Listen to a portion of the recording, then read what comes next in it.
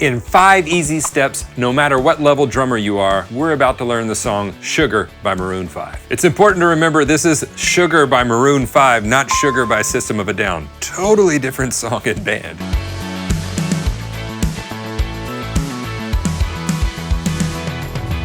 All right, so let's check this out. For the first 4 measures, we don't play. This is in 4/4 time, so we count it 1 and 2 and 3 and 4 and. Do that 4 times, and then the drums come in. Now, I'm gonna be talking a lot about these 5 different little sections. 2 of them are drum fills, 5 of them are drum beats or variations of drum beats. You can download the sheet music in a pinned comment or in the video description. As well, there's a 14-day free trial of the Drum Better Daily program, my online drum school. I'd love to have you jump in on that. All those links are below.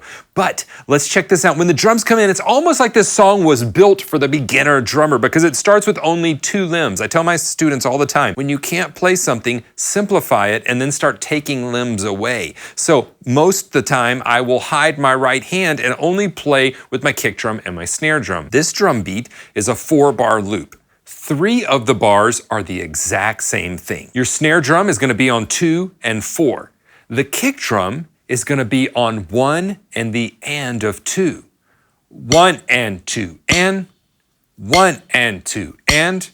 So we start with our snare drum, 1 and 2 and 3 and 4 and 1 and 2 and 3 and 4 and 1 and 2 and 3 and 4. 1 and 2 and 3 and 4 and. Simple enough, right? The 4th measure only changes one small thing in this first step, and that is it plays 1 and instead of just 1. So the kick drum goes 1 and 2 and 1 and 2 and 3. Let me play all of that together for you. 3, 4, 1 and 1 and 2 and 3. 1 and 2 and 3. 1 and 2 and 3. For 8 measures, we play that, and then at the pre-chorus, we bring the hi-hat in. It's the exact same groove, it's just now we add the hi-hat. So it's almost like the song is giving us a chance to warm up. It's like, okay, 4 bars, I'm just counting, no drums. Now we got 8 bars with drums, but just the kick drum and snare drum, and now I add my hi-hat, right? It's like, it's giving you the opportunity to build things up and think about it. So it's a great song to learn if you're a beginner or if you're just starting the drums or coming back after a long break away. When we bring in the hi-hat, it does accent the downbeats just a bit. So instead of this, we play the same kick and snare part. It's a 4-bar loop. Let me demonstrate that for you in this step 2. We're already at step 2. 3, 4, 1 and 2 and 3, 4, 1 and 2 and 3, 4, 1 and 2 and 3, 4, 1 and 2 and 3. Step 3 happens at the chorus, and it's a little slight change to the groove that we're playing. We play the first 3 bars the same. Then in that 4th measure of that 4-bar, what we would call a 4-bar loop, beat 3 on the and of 3. So 1 and 2 and 3, and we're gonna raise the hi-hat. Now, I get a lot of questions from students. This is a little bit harder than they think. So we're gonna raise it on the upbeat. You may just wanna practice that very slowly. So it'd be 1 and 2 and 3 and 4 and 1 and 2 and 3 and 4 and. You'll notice that I'm practicing without a metronome, and when I get to the part that I can't play, that hi-hat raise, I slow it down.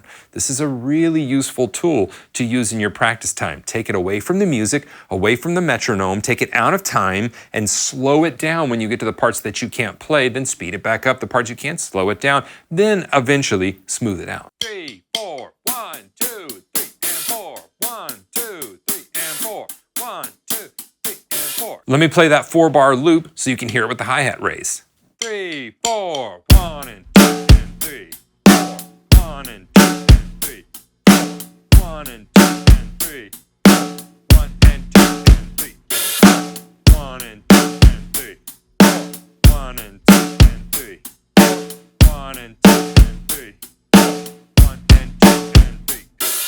He doesn't consistently play it every time you play that drum bar loop. It seems to be about every other time. As the song goes on, the hi-hat raises get more and more frequent. We're already at step 4. In step 4, I'm gonna teach you a very simple drum fill that he does when going into the 2nd chorus. And it's just 2 beats, and it's super simple. It's just this. And 4 and. But this actually involves something that we call a rudiment. The drum rudiments are very common stickings and phrases that we use on the drums. A flam, which is what this is called, is one of those. It's really simple. Don't worry, we're gonna sort through this. It has to do with a very loud primary note and then a note that comes right before that note, but it's kind of soft. Some drummers I see will hit the drum all at once. What you want to do is put a little bit of space in between those sticks, almost like they're attached by a string, and then the first stick hits lighter and right before the second.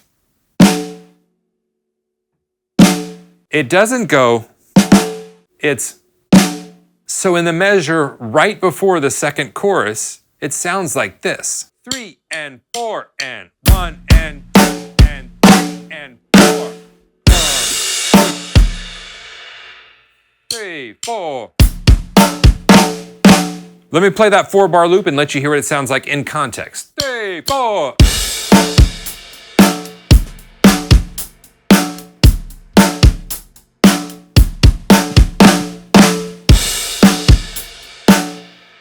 And now we're at step 5, already step 5. Step 5 is a drum fill that he does a couple of times towards the end of the song, and it's pretty similar whenever he plays it, although he plays it in a different layout. And it's just 3 and 4 and. Sometimes he plays it like this.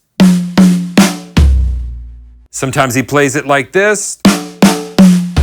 Sometimes.